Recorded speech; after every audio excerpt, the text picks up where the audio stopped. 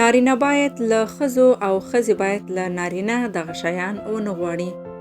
د ویډیو د شروع کېدو نه مخکې زموږ ویډیو لایک کړئ او زموږ چینل سبسکرایب کړئ.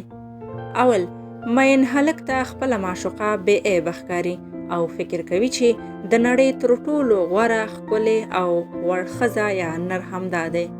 د عاشق دغه شان باور هر وخت سم نه وي، بلکې کله کله غلط وي. تاسې به اورېدلي وي چې پلانی او پلانۍ په مینتوب واده کړی، مګر اوس له یو بل سره د مینې پر ځای کرکه لري. دوی هماغه عاشقان دي چې مینې لیونیان کړي وو. کله یې چې واده کړی، هغه څه چې دوی تر واده مخکې اټکل کړی، تر واده وروسته کله چې یو بل لا ښه پیژني، ګوري چې د دوی مخکینی فکر ناسم دی، چې په دې ډول په خپل انتخاب ورو ورو پښیمانه کیږي او ژوند یې ورځ تر بلې تریخیږي.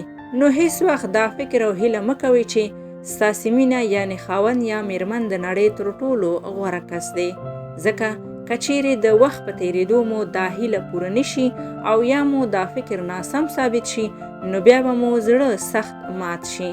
دوهم، زیاتره خلک فکر کوي چې میرمن یا خاوند یې هماغه دی چې په لومړي ځل یې لیدلی و او تر قیامته به تغییر او بدلون به پکې نه راځي. که چیرې تاسې هم دا ډول فکر کوئ، نو دا هم یوه بې ځایه هیله ده. نو ځکه چې انسان د وخت په تېرېدو لویېږي، فکر او شعور یې وده او بدلون کوي، نو اړیکې او شخصیت هم بدلیږي. دریم، څېړنو په ډاګه کړې چې که ګډ ژوند کې خاوند او میرمن له یو بل داسې هیلې ولري چې پوره کېدل یې سخت وي او پوره نشي، ګډ ژوند تریخولی شي او کورنی ثبات له منځه وړي.